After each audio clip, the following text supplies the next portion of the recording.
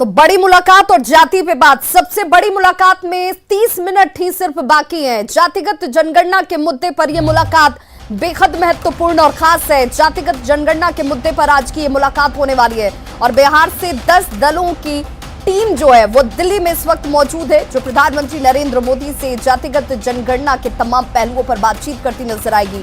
PM से मिलने के लिए प्रतिनिधिमंडल के सदस्य जो है वो बिहार निवास से रवाना हो चुके हैं और इस मुलाकात से पहले तेजस्वी यादव ने कहा कि सकारात्मक मुलाकात की उम्मीद मैं जाहिर करता हूं, क्योंकि इसके लिए बिहार की जनता जो है उम्मीद रखती है। इसके लिए ये तमाम पार्टियों के लिए बहुत जरूरी हो जाता है, उनके प्रतिनिधित्व के लिए जरूरी हो जाता है। सीएम ने जातीय जनगणना को बेहद जरूरी बताया है, जिसे लेकर लगातार मुख्यमंत्री नीतीश कुमार जो है अपनी आवाज बुलंद करते रहे हैं और आज की ये मुलाकात इस दृष्टिकोण से बेहद खास है।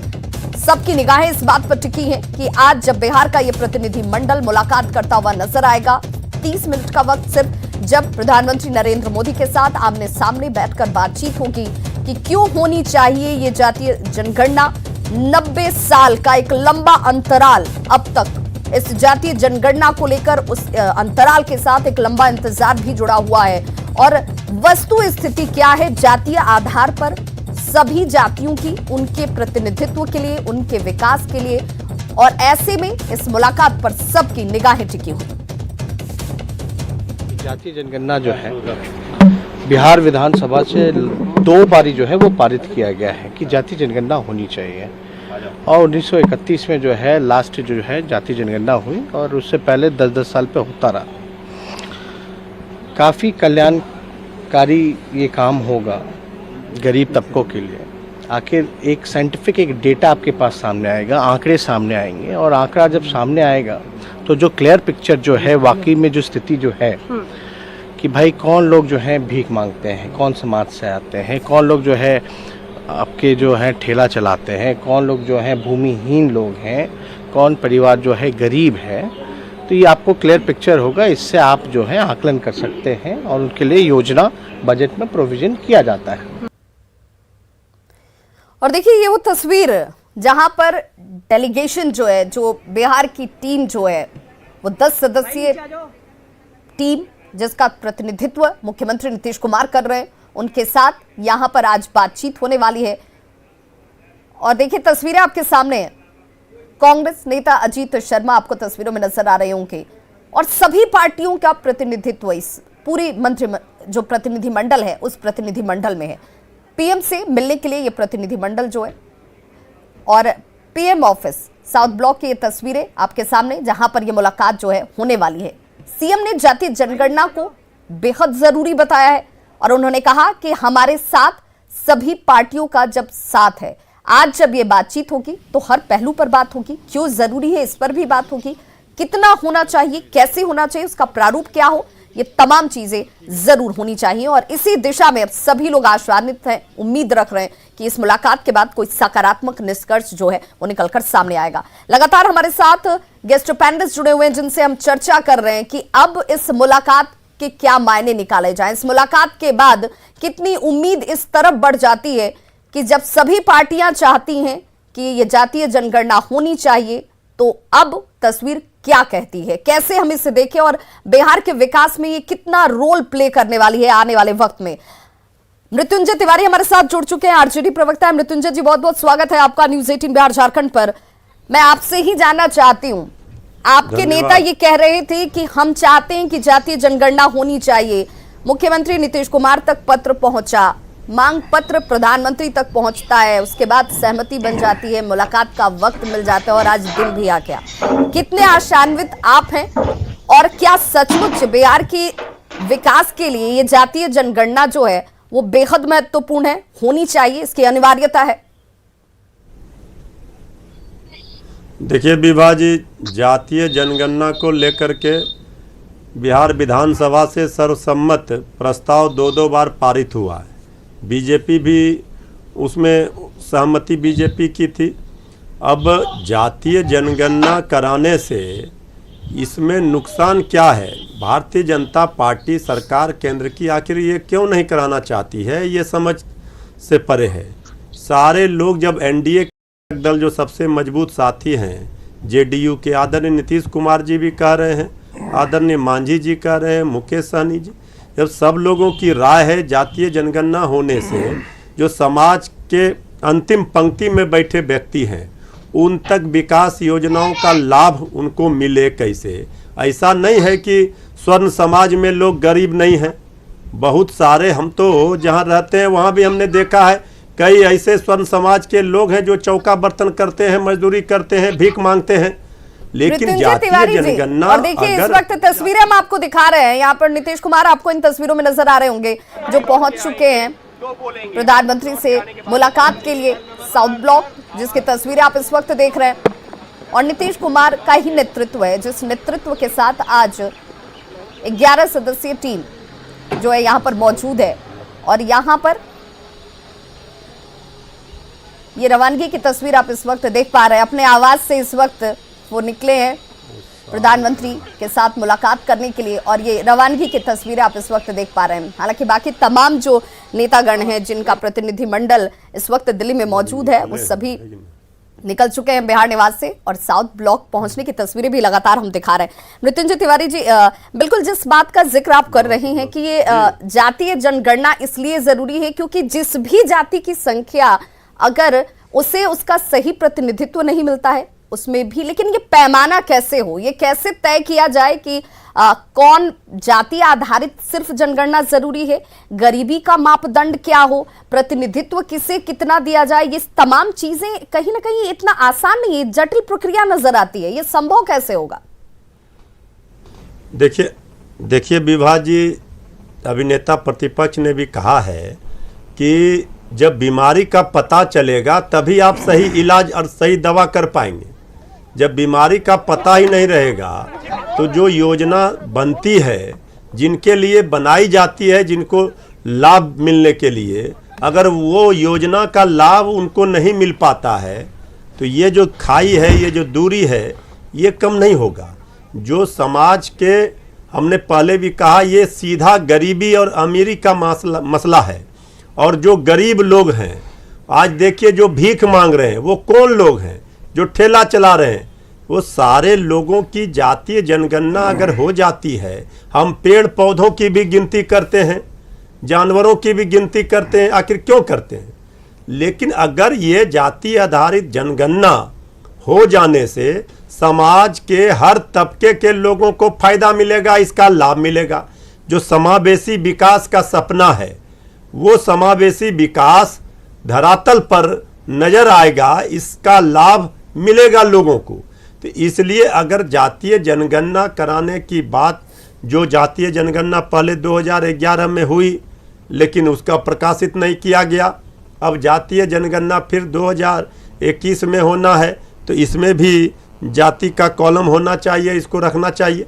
ये बात तो हम लोग कह रहे हैं, हमारी पार्टी तो कह ही रही है, पूरा विपक्ष कह रहा है, लेकिन सत्ताधारी दल के भी बीजेपी के सहयोगी भी कह रहे हैं, और इस प्रतिनिधि मंडल में बीजेपी के भी प्रतिनिधित्व कर रहे हैं, बिहार सरकार के माननीय मंत्री।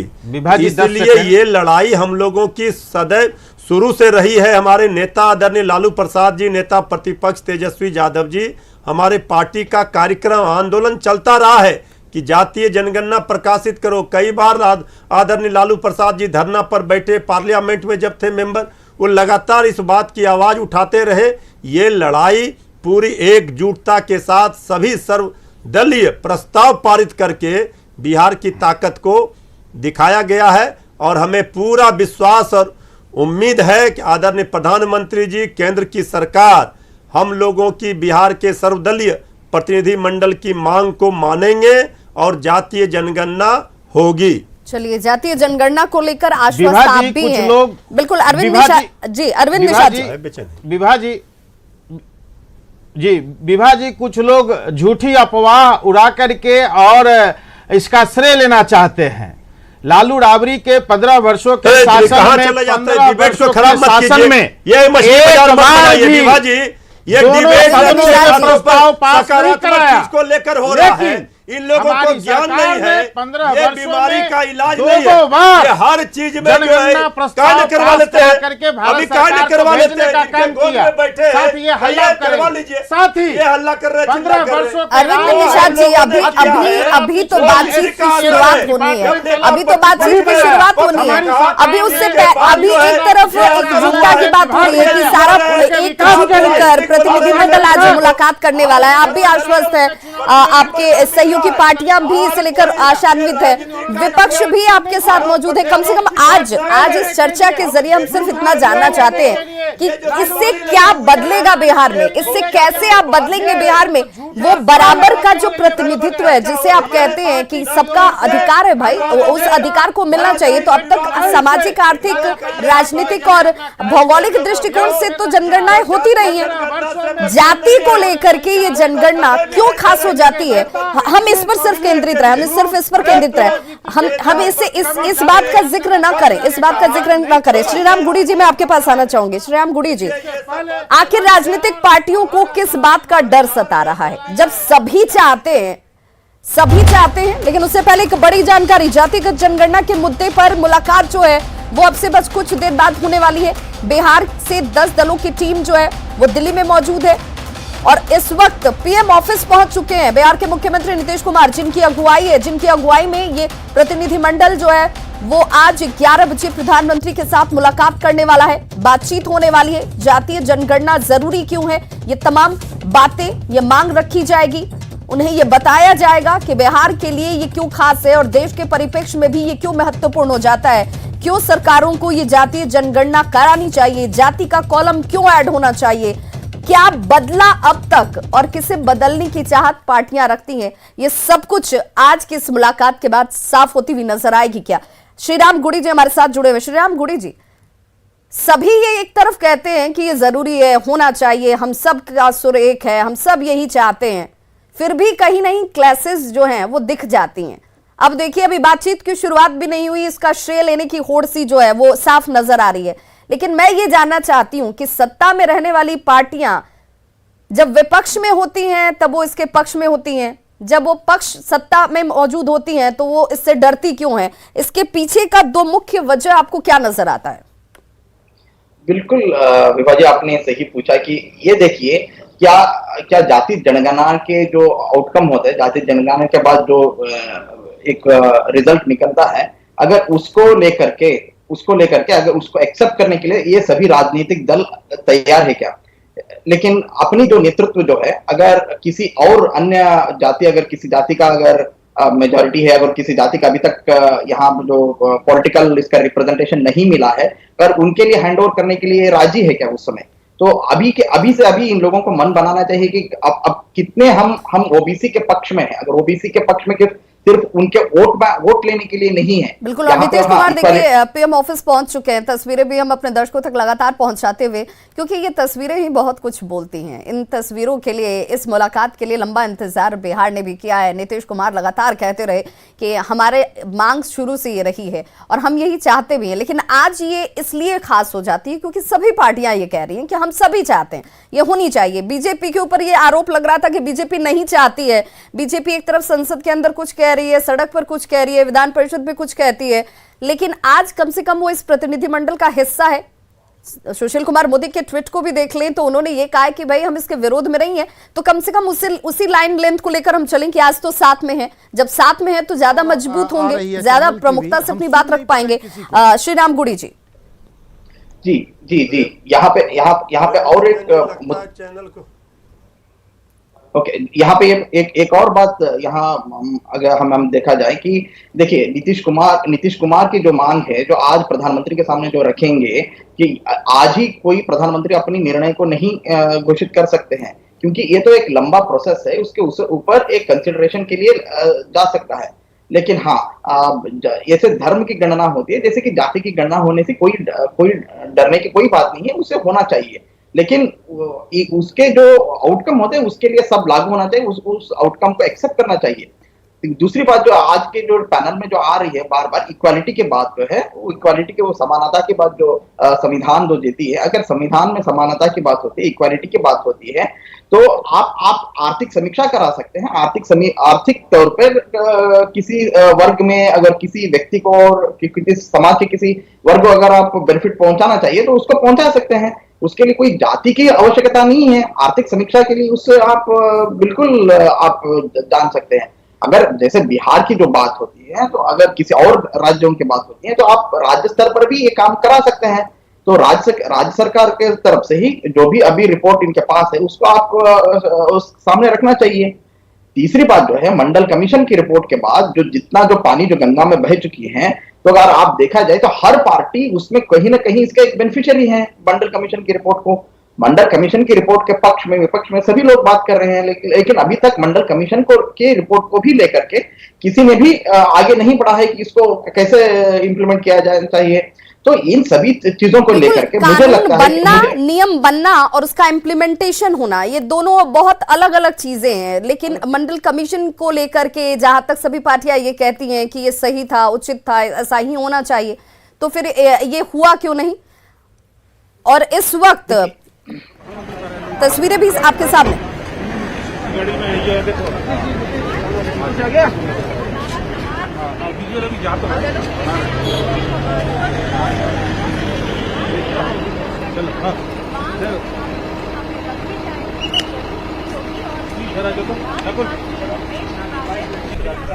बिहार के मुख्यमंत्री यहाँ प्रधानमंत्री कार्यालय पहुंच चुके हैं। ये देखिए, ये सफेद जो गाड़ी है जिसमें झंडा लगा है, प्रधानमंत्री कार्यालय के बाहर है।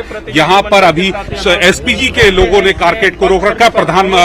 मुख्यमंत्री का जो सफेद रंग की कार है वो अंदर प्रधानमंत्री कार्यालय में चली गई और करीब अपने सहयोगी जो हैं बिहार के मंत्रिमंडल के, चाहे वो आरजेडी के हों, जेडीयू के हों, कांग्रेस के जो उनके वहां पर राजनीतिक सहयोगी हैं, वो सभी लोग यहाँ पहुंच चुके हैं। नीतीश कुमार अब अंदर जा रहे हैं प्रधानमंत्री कार्यालय में। वो जहां कर जातिगत आधार पर जनगणना होनी चाहिए, इसको लेकर प्रधानमंत्री से मांग करेंगे। कैमरामैन प्रहलाद के साथ नई दिल्ली से अशरफ काज़मी, न्यूज़ 18। तो देखिए, ये तस्वीर बार बार जिन्हें हम आपको दिखा रहे हैं, इन तस्वीरों के ही मायने हैं। इन तस्वीरों से ही वो फलाफल निकलने वाला है जिसकी उम्मीद सभी पार्टियां कर रही हैं। और इसीलिए बार बार ये कहा जा रहा है कि आज इस मुलाकात के साथ सब कुछ साफ नहीं होने जाने वाला है। इसके साथ रास्ता जो है वो निकलेगा, आगे की तरफ बढ़ेगा, जिसके लिए सभी उम्मीद लगाए बैठे हैं। प्रेमरंजन पटेल जी, सबसे ज्यादा आरोप आप पर ही लगते रहे हैं, आप पर ही ये सवाल उठाया जाता रहा है कि आप एक तरफ तो संसद के अंदर कुछ कहते हैं, सड़क पर तख्ती लेकर कुछ कहते हैं, विधान सभा और विधान परिषद में आप कुछ और कह देते हैं। आखिर इतना कंट्राडिक्शन क्यों है? आपके तमाम लोगों के बीच, नेताओं के बीच एक सुर, एक मत, एक बात क्यों नहीं है? तो देखिए, ये तस्वीर बार बार जिन्हें हम आपको दिखा रहे हैं, प्रेमरंजन पटेल जी, आप तक आवाज पहुंच रही है? वो फलाफल निकलने वाला है जिसकी उम्मीद सभी पार्टियां कर रही हैं। और इसीलिए बार बार ये कहा जा रहा है कि आज मुलाकात के साथ सब कुछ साफ नहीं होने जाने वाला है।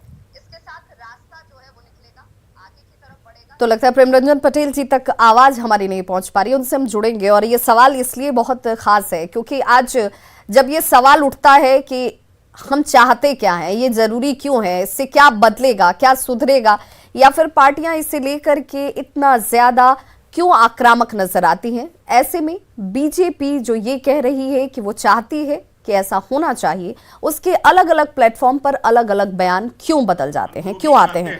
चाहे संसद के अंदर में कहते हो, सड़क पर कहते हो, या मीडिया के अंदर में कहते हो। जी जी जी, एक ही बात हम कहते हैं। हेलो हेलो, बोलिए, आ रही है आपकी आवाज। हाँ हाँ, तो मैं वही कह रहा हूँ कि किसी प्रकार का कोई कंट्राडिक्शन नहीं है। कि आज जब ये सवाल उठता है कि हम चाहते क्या है, ये जरूरी क्यों है, इससे क्या बदलेगा, क्या सुधरेगा, या फिर पार्टियां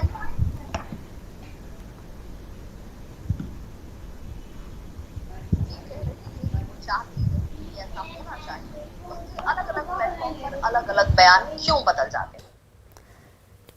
तो देखिए इस सवाल को मैं उनकी सहयोगी ही है अरविंद निषाद जी से पूछ लेती हूँ, जेडीयू प्रवक्ता है अरविंद निषाद जी। चलिए मान लिया जाए कि आज शुरुआत इसकी हो रही है, वो शुरुआत हो रही है जिसको लेकर आप भी काफी वक्त से ये अभी की मांग नहीं है।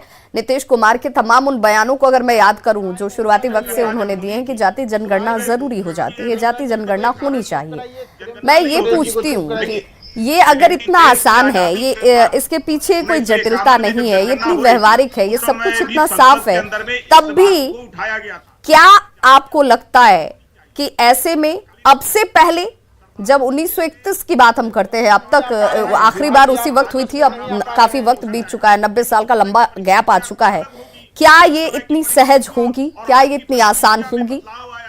आपके प्रश्न नहीं आ रहे हैं मुझ तक। 65-70 वर्षों तक देश की सत्ता पर रहे वो लोग, कभी जाति आधारित गणना उन्होंने नहीं कराया, कभी इसकी। अरविंद निषाद जी आवाज पहुंच रही है आप तक? इनको प्रेम रंजन पटेल जी को चुप कराइए जी। हाँ आ रही है, अब आपकी आवाज आ रही है विभा जी। मैं आपसे समझना चाह रही हूं कि जातीय जनगणना, जाति का कॉलम अगर ऐड हो गया, जिसकी मांग आप भी कर रहे हैं, तमाम आपकी सहयोगी पार्टी कर रही है, विपक्ष भी कर रही है, इससे क्या बदलेगा? किस चीज की तरफ ज्यादा फोकस है? क्या बदलने की कोशिश की जाएगी? कितना परिवर्तन इससे आएगा? देखिए, इस देश में पहली बार और आखिरी बार 1931 में जातीय जनगणना हुई थी, उसके बाद कभी नहीं हुआ। ये तमाम रिपोर्ट्स में आ रहे हैं। और हम जो योजनाएं बनाते हैं, ये कोई पिछड़ा, अति पिछड़ा, दलित, महादलित के लिए नहीं, समाज के सभी वर्गों के लिए जो सरकार योजनाएं बनाती है, उन योजनाओं का सफलतापूर्वक कैसे उन तक पहुंचाया जाए और कैसे उसका लोगों को लाभ दिया जाए, इसके लिए हम लोग बनाते हैं।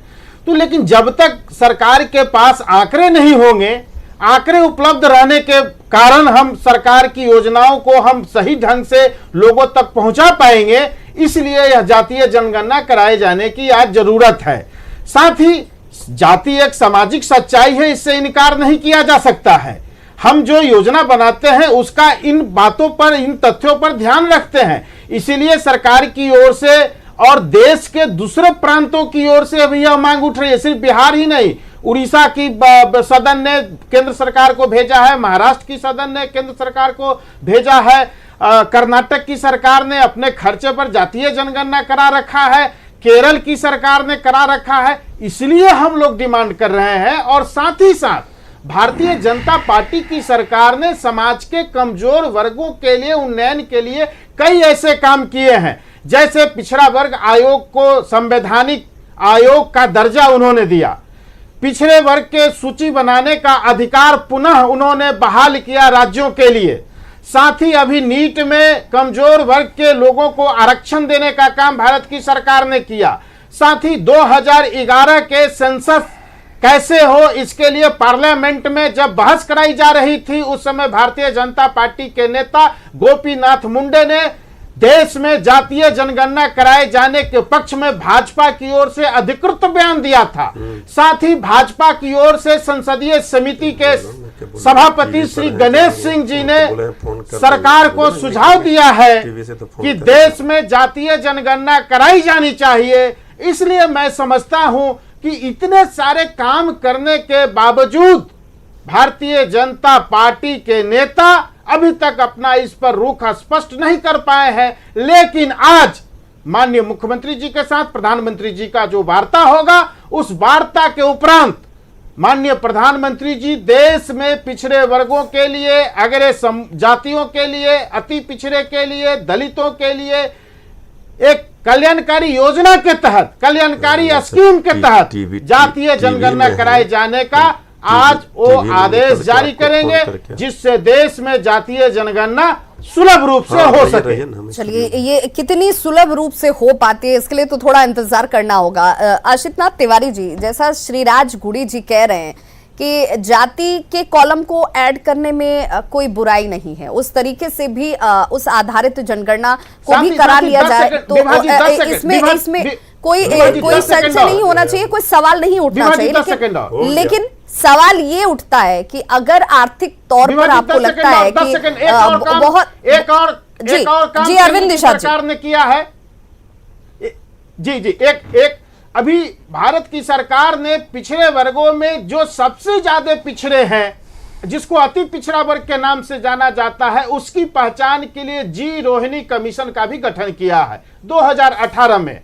उसकी रिपोर्ट अभी नहीं आई है, लेकिन मीडिया रिपोर्ट्स के मुताबिक उसका रिपोर्ट बन के तैयार हो चुका है। संभवतः 4 लेयर में उस कमीशन ने अपना रिपोर्ट तैयार कर रखा है। यह भी भारतीय जनता पार्टी की ही उपलब्धि, सरकार की उपलब्धि है, इसलिए मैं ऐसा मानता हूं। और इस संदर्भ में भी बिहार सरकार ने पहल किया है। कई उपलब्धियां अब तक गिनाई जा चुकी, कई उपलब्धियों का जिक्र किया जा चुका, कई कमीशंस बनाए जा चुके। उन कमीशंस का उद्देश्य यही रहा कि लोगों का विकास हो सके, उन तक योजनाएं पहुंच सके, वो आगे बढ़ सके, उनका प्रतिनिधित्व हो सके। इसके बावजूद एक लंबी खाई, एक लंबा गैप है। फिर क्या वो अपने उद्देश्य को पूरा नहीं कर पाई तो एक और जनगणना, एक और उस जाति आधारित जनगणना के साथ क्या ये सिर्फ रियासत राजनीति तक तो सीमित नहीं रह जाएगी? छोटा सा अंतराल, फौरन होंगे वापस और चर्चा लगातार जारी है।